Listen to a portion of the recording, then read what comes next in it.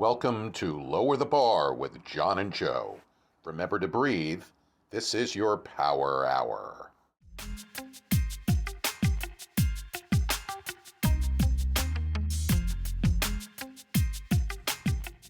Hello, and welcome back to Lower the Bar. How are you doing, Joe? I'm doing great. Yeah. Glad to be here. It's been a little while since we've done our last broadcast, so tell me a little bit about what's going on. Well, we had a great class this weekend, didn't we? We did. We did a class. We liked the class so much that we've decided to share some of it with you. So today, we're going to do a half hour on auras and knowing how to read an aura, what it can do for you. And the impact that it carries. has. It's stronger than anybody's words. If you can read their aura, they may mean something different than what they're saying. Exactly. So we're going to help you interpret and understand it and identify what happens when you see someone's aura, how you can use that to leverage for yourself, how to navigate things like that. Temperature of the room gives you an outlook of what people really feel, and maybe their actions don't align with their words. And this is a great way, a tool for everyone to kind of gauge temperature of the room. And what I mean by that metaphor is really understanding the world, how it unfolds around you, so you have clarity, because there's a lot of dishonesty, fear, people uncomfortable sharing or saying truly how they feel. And this is a way for you to understand how to do that and how it impacts how to you. read them. Yes. Yeah. Yes. And I like you talking about temperature of the room. And for those people that don't really understand what temperature of the room was, let's talk just a little bit more about that, because we say that all the time. What was the temperature of the room? Well, I think you can look at it in the same narrative of going to a party and walking into a room and everything seems great. And then you look over at the guy sitting or the girl sitting on the couch and by themselves. And you're just, I don't want to go there. You get a feeling, or you're really drawn to them.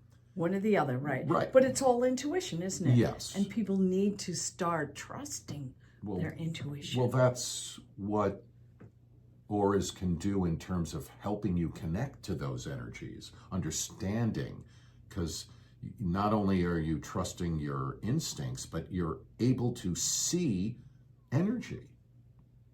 And it's really not that hard. We'll talk about how to do it as we go on. Yes, later on in the podcast. I had an incredible experience out in California. I haven't really talked about my trip since I got back. It was very transformative. I worked on my father, which was incredible. What do you mean by worked? Because maybe people don't really know, if they haven't seen our first podcast, what you do. Talk about how you heal with your voice. Okay. Well, I practice what's called internal entrainment cellular therapy. And I'm able to manipulate my vocal cords to create solfeggio frequencies, which are healing frequencies. And after I had this experience happen to me, I call it a near-death experience. When I woke up, my reality completely changed, but I learned that I could do this.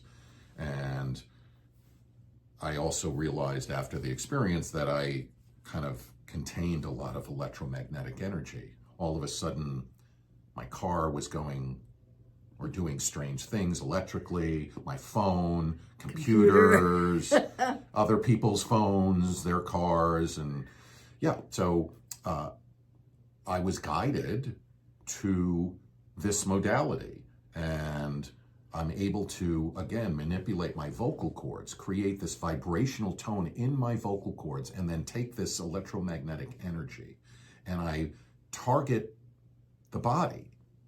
I know, you've healed me. Yes. Errant cells, or cell structure, tissues, synapses in the brain. There are many different types of applications of this modality, but it's using sound vibration and energy to transmute cell structure. And that's basically what toning is. So you toned your father. I did. And he had a very, very difficult time walking before I worked on him. I actually worked on him because he has lung cancer. He's 99, and I wanted to help him and give him some relief, but he couldn't really, I mean, he walked, he's ambulant, but he took these tiny little steps, and I'm not exaggerating when I say 2 to 3 inches. I mean, he literally was like a turtle, just kind of shuffling his feet, barely lifting. Shuffling, yeah. And I worked on him, and he can walk. Almost normal. Yeah, I know. You showed me in a video that he was walking normal. Yes, he was. And this is the power of this kind of work. And it was an amazing trip. I worked on my father's girlfriend. She's kind of like my stepmother. They never married, but she had a brain bleed and was in the hospital and intensive care. And I worked on her a little bit and brought back cognitivity to her. She's still struggling, but that was wonderful to be able to do that for him and for her as well. And I went to Joshua Tree, and that was amazing.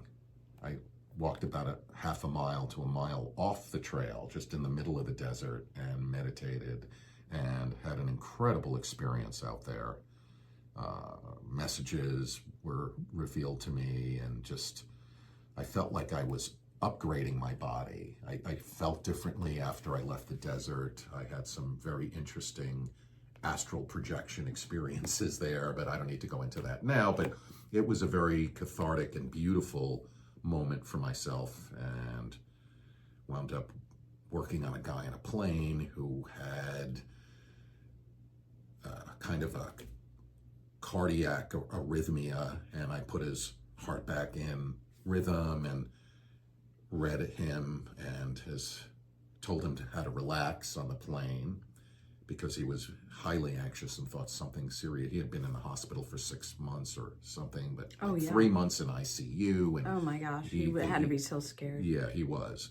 And I told him to think of something that makes him feel relaxed, loved, comforted. And then I started to do some work on him. And 5 minutes into my work, I said to him, "What's up with your father?" And he's like, "What?" And I said, "Yeah, I see you throwing the ball with him in the front, in the yard, like in the backyard, you're throwing the ball together." And he goes, "Oh my gosh." And I said, "What?" And he says, "That's what I was thinking of when you told me to think of something." He goes, "Whenever I get anxious or have anxiety, I think of throwing the ball with my dad in the backyard as a child." And I thought, that's really interesting. So I was very tuned into him and what was happening. And by the time I was done, we landed. He insisted on taking me to my hotel. I couldn't make my connection because there was a technical problem with the plane. And he thanked me profusely, and people were patting me on the back and "Great job, Doc." And it was just kind of fun. Yeah, it was just kind of funny. And it was just a beautiful experience. Oh, I didn't mention I was in the air during the eclipse. And got the most incredible pictures. Something told me, because you gave me the glasses to see, and something told me to put them over the lens of my camera when I was shooting. The pilots came out. They wanted the glasses so they could see too. Yeah, they do. I went to the cockpit. Well, you're not supposed to. Yeah, I know. And that was wonderful. So I got great shots. So the whole trip was just an incredible experience. So I'm sorry I'm belaboring and going off on this, people, but that was my experience in Southern California. So I'm glad to be back, and glad to be with you. Missed you a lot. And sharing about auras and talking about energy. Yeah, we had a great class on Sunday here at the office. Yeah, and again, this is why. So we liked it so much, we decided, let's do our podcast on the power of auras. Because everyone in the class, sorry to interrupt, everyone in the class at the end was like, we need to do more of this. Because everyone really so we're going to go deeper into it for the next 3 classes that we meet. I think it's almost a way for, I don't want to say beginners, but people that are beginning to get in touch with themselves or understanding their true power or their purpose. This is a great way, an introduction to kind of play with this, so to speak. And there's actually a tool that you can use, and I'll share it with you now. When you look at someone and you want to read their aura, the simplest way to do it is to look at them from the shoulders up, like from their chest up. So read my aura. Yes, but you're looking past them, and it's probably easier to focus on a point over your left shoulder and look at the object that's past you. But it's like stargazing. You know, you look at, you know, when you're lying down there and you're looking up and you see a star and you look at one star, but you're really not looking at that star. You can see all of them, even though you're focused on one. This is how they teach you to see comets or shooting stars. Shooting stars. Because if you focus on one space, you might miss it. Right. Even though it's in your periphery. So you really focus on a point, but you're really looking at the whole picture. With intent. Yes.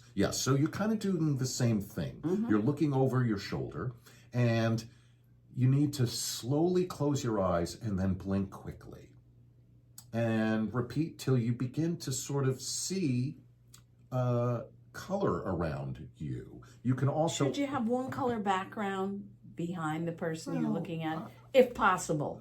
I'm sure that's helpful. I'm sure if their color, if there's like a bright colored wall, like in our office, it might be a little bit more difficult because you might see the color of the aura, let's say yellow, but because the like behind us, it's green, it might change the color a little bit. So I can't tell you, you know, specifically, but my guess would be that yes, to look at someone behind something that is more neutral might be more helpful in just determining the correct colors to that observation. But you can ask to see the colors, like go inward and ask yourself, I want to see how they feel or their emotion. So I'm simplifying it now, but that's great for beginners, because in a few minutes we're going to talk about what colors mean. Yes. So again, you kind of blink your eyes quickly, and then slowly close it, and then slowly open it. See if you see any color around that person. It might take 20 seconds. It might take a few minutes. Everyone is different. Everyone is an individual. Everyone interprets an experience differently, just like everyone grieves differently, using that metaphor. So in the same narrative, when you're doing this exercise, just pay attention to how you feel. Connect to yourself. And this isn't like a game. You know, it's something you need to focus on to do. So just focus on a point past your body, whether it's the wall, whether it's a tree, but keep your focus and intent on you. And then eventually, like I said, it could be 10 seconds, it could be 10 minutes, something begins to happen and you begin, and everyone can do this, by the way. This isn't limited to someone with power or, psychic abilities. No, everyone can do this. And I think it's much easier, from my experience, it's much easier to determine the color by the emotion the person is feeling that you're looking at. Right. Because remember, when we saw the red all around your arms, you were having a very passionate moment. Yeah. That day that my husband read your aura. And then I remember you telling me that Al said he saw it dissipate. So maybe the energy was leaving. So again, this is perfect way calming down to really begin to navigate your life. And that's really what the purpose is here, to stay in your power, to understand, someone might be telling you something, but they feel completely different. This is a way to identify that what they really mean, right? That paradigm, and how to understand it, how and honest then they are, pivot and maybe react differently. Yeah. Because again, remember, when we identify our experience and change our response, we change our reality. So this is a wonderful tool in that narrative to be able to do that. And I'm going to tell people that you can practice in the mirror on yourself. Just look in the mirror. Exactly. And you can change the way you feel think about something you feel very passionate about. And you'll see one color. And then calm down and think of something else that gives you a totally different feeling. And you'll become very comfortable with the technique. Mm-hmm. It isn't really that hard. No. You It's a focus and understanding truly what it is you're doing and what you want to accomplish. Yes, like when you talked about going into a party, and let's just pretend that person on the couch looks sad, and you just feel drawn to maybe cheer that person up. Maybe you just want to stand there for a minute and see what kind of aura they have around them before you decide to go over there and intervene. Yeah, that's true, because there are many levels of feelings. Yeah. Melancholy, anger, rage. It could be a number of emotions that are going on. And this helps you identify what that is. So maybe we should talk about the colors and what you find from the colors. What if you look over there and the person has a red color? What does red mean? Oh, vitality. Vitality, but red has lots of different hues, and the hues mean different things. Okay? Well, before you go on about this, Joe, why don't you show people the book that you are referencing? This is the book. I looked at lots of books about auras, and this is The Power of Auras by Susan Shumsky. And if you read the things that people wrote about her book, it's the best book, the most concise book. It's comprehensive book. That's really what I meant about auras. It is so detailed. It's just very interesting. You can get it on Amazon, and I even found it on Thrift Books. Thrift Books has a couple of them. I don't know if they're already gone because we told our class for $6.99, but the normal price is $17 on Amazon. You'll never need another book because it has everything in it. It just came to me. Do you know what reading aura is like? Having a built-in emotional radar. Oh, yeah, definitely. It's exactly what it is. Yes. It's like a tool for empowerment. Yes. And I don't know, it just came to me like that. I was just thinking about it. And it's a way for every single person, it doesn't matter how evolved you are even, to navigate their life. Because knowing how people are feeling and interacting with that experience can unfold in many different ways. Absolutely. Also, depending upon your feeling, because you could be triggered, maybe you're quick to anger at that moment, and maybe you're creating a scenario that could have been avoided, that created friction or something that was very unpleasant in your life. And this is a tool that you can avoid that. And again, create a world that brings you what you need, as opposed to the complete antithesis, opposite of that. Yeah. Well, another thing I wanted to bring up, even before we talk about the colors, is the word prana. Prana is the life breath.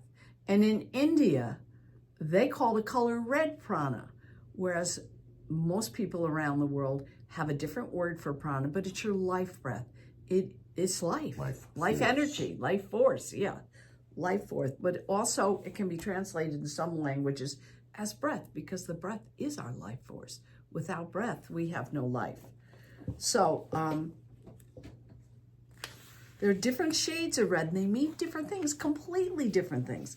Bright red can be enthusiasm, vitality, strength, determination, perseverance, leadership, courage. When you go to dark red, it's self-preservation, selfishness, hurriedness, impulsiveness, infantile tendencies, totally different from bright red. High temper, nervousness, turmoil, turbulence. They're very negative as far as I can see. But then there's the muddy red. What color is muddy red? It's not bright red. It's not dark red. But if you look at it and you go, I don't know, that's a muddy red. That represents anger, frustration. So there's a lot of different meanings. So you really have to know what color it is if you're really going to work with determining what the color is and what it means. Well, why don't you go through, instead of explaining each color right now, or instead of explaining what red is, why don't you start out with where the first outer layer and all the layers of the aura as they change color. Okay. So we have this book here, The Little Bit of Auras, and it talks about each one and what the aura is and its energy. So the root chakra aura is red. Red. Right? Mm-hmm. The second chakra is... Orange? Yes. Yeah. Exactly. And what does orange mean? Optimism, self-confidence, emotional balance, unless it's muddy orange. What color is muddy orange? Then there's indifference, laziness, apathy, emotional instability, fear of failure. Total opposite. Exactly. And then we have gold. Right. Gold, beautiful gold. Pure intellectual attainment and pure love of knowledge manifests the gold. Yes. The golden yellow, they call it. Yes. It's the solar plexus chakra. Then we have green, which is the heart chakra. I first want to talk about muddy gold. There's a muddy gold, too. Oh. Muddy gold shows, or tan, they call it, fear, timidity, inferiority, indecisiveness, weak will, dependency, hiding. I mean, totally different. So you want the bright gold or the yellow gold. Before we continue, I mean, obviously there's study that's involved in interpretation. Yeah. And practice. Integration of what these subtleties mean in these colors.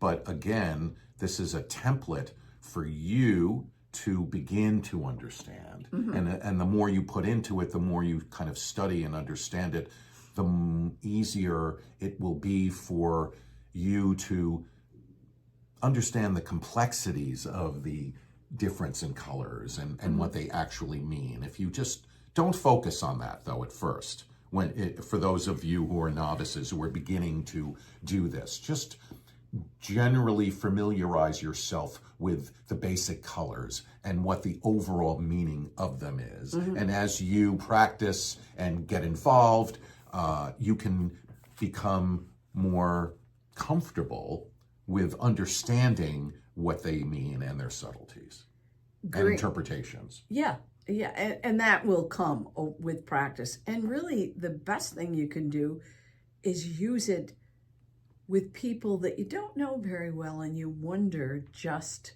how true whatever they're saying is. Right. Or, yeah, I think that... You know what? That's a great point, because I wouldn't do it on someone that you know really well. No, I wouldn't because either. You kind of already have that connection, and Absolutely. You kind of know how they feel, and you know after you practice, you're going to be able to see their aura with the intent. Right, exactly. Yes. But there's like a cadence between that connection where someone you don't really know is a perfect way to kind of judge and... Or you might be surprised, like my husband knows you, but all of a sudden that day he never saw an aura before, and every time John went like this, he saw all this red around him, and that was amazing. Oh, magenta, was it? Yeah. But I thought that's the one that you can't see in the rainbow. Well, yeah, but it's in that family of energy. Well, let's talk about the next color, green. Green is the healing color. It's the color of harmony. But again... But wait. Not to interrupt you, but I'm interrupting you. The first word you said was healing. And it's connected to the heart. Okay. Which really goes to show you where all of this really comes from. I mean, we have this meridian that has all of these chakra points, but it's really the heart where all of the damage and all of, again, subconscious, all of those past life energies are stored and come through the heart. This is why when we do a lot of exercises, we have you connect to your heart center, activate your creation Because energy. they're saying that's the new second brain, but it's always been there. So Well, it's not the second brain. It really is the first brain. The second brain, which is our brain. It's the more important brain. Yes. Processes, but it's really the heart that creates all the We shouldn't energy. even call it a brain because it doesn't work the same way. No, it doesn't. Okay, sorry. Okay, continue. that's all right. So the bright green means healing, love, balance, harmony, peace, faith. But then there's the muddy green: jealousy, envy, malice, apprehension, rigidity, inflexibility, stubbornness, selfishness. I'm not even going to read them all. I think it's just amazing. You don't really want probably to engage someone with a muddy color. But then there's blue. The throat chakra. Oh my gosh. That is the chakra that just permeates spirituality. Blue is the color of spirit, contemplation, prayer, heaven, not necessarily a particular religion, but spirituality, believing in a higher power. What does blue represent? Composure, inspiration, intuition, tranquility, faith, devotion, all those words, wisdom, following the divine will, patience, artistic creativity, and contentment. But then there's muddy blue. Of course, that muddy. And that is fear, procrastination, laziness, cool, being blue, indifference, victimization, despondency, but then melancholy too. Self-pity, self-centeredness, stubbornness, struggle, rigidity. I mean, I could go on and on. Authoritarianism, self-righteousness. So muddy blue is something that you might want to avoid. The next one is purple. Which chakra is the purple one? Indigo. Well, indigo. Indigo. It's the crown chakra. No, I'm sorry. It is the third eye. Okay. Actually. Yeah, indigo. It's a royal purple, the early color of kingly vestments, worldly or spiritual dominion, higher perception, intuition, ESP, divine wisdom, visionary abilities, self-discipline. So if you see someone with a purple aura, be a good listener because they have a lot of wisdom to share. Well, what if it's a muddy purple or a muddy indigo? Then you have to beware of fanaticism, religious fervor, possessiveness, overbearing, forgetfulness, inefficiency, preoccupation with the future, not living in the present, non-discipline, and incompetence. My guess, people like cult leaders. Yes. That have followers, that they probably vibrate in that energy. And finally, it's the crown chakra. Well, not finally, but the last in our bodies, the crown chakra, right? Which is violet. Violet rays. And that's divine realization. Violet, the highest frequency in the spectrum, represents the loftiest spiritual, religious feelings, thought, and attainment. And remember now, violet is the combination of blue and red. So you have aspiration and fortitude blended in violet. Such an aura color indicates advanced consciousness. Yes. So now we have the bright violet, divine realization, connection with God. And I'm going to say connection with the higher power because not everybody calls the higher power God. They have different names for it, but they all represent your higher power. Unity, consciousness, humility, creative imagination, vision, inspiration, freedom of spirit, sensitivity to subtle energies. But if it's muddy violet, you again might have fanaticism, religious fervor, possessiveness, absent-mindedness, self-hatred, fantasy, nonconformity, unfaithfulness, unawareness of spirituality. My goodness, can you imagine? You're seeing that color in someone and you don't recognize it's muddy, and these are really the words to describe this person. Ungrounded, mental instability. Well, again, these higher chakras, these higher aura colors are, especially the pineal and the crown chakra, are related to higher consciousness. So again, cult leaders, people like that, maybe a priest, someone in authority in terms of that, maybe have different intentions or not really vibrating, disguising themselves in that energy. And then finally, there's the predominant aura, which is white. White. And that is the higher self. Absolutely. Higher consciousness. Where you've achieved self-mastery, oneness with higher self, attunement with master, and the realization, God realization. I mean, we're all made from God, so we are part of God. But what if it's a dirty white? That represents the possibility of serious disease, often seen just before death. Artificial stimulation from drugs, lack of mental and physical harmony. So white is the color of pure light and pure spirit, and raises the vibrations of any color it mixes with. So that's a thought too, but you've achieved the highest. Yes. I'm having a hard time getting that situation. Yeah, but that's okay. Now they talk in this book about black, which is interesting. The color black is the energy field that represents the absence of light. Yet it brings light into a higher focus. The darker the night sky, the more brilliant the luminous stars and moon. Therefore, black is not inherently evil. As night, all creatures on this planet rest and recuperate. The black is the color of sleep. It's interesting. It suggests rejuvenation. Sleep indicates absence of consciousness. But I want to say that while you are asleep, your consciousness is asleep. Your subconscious never sleeps. Right. It's awake 24/7. And that's why some people will actually listen to tapes at night and learn a different language, because the subconscious will learn.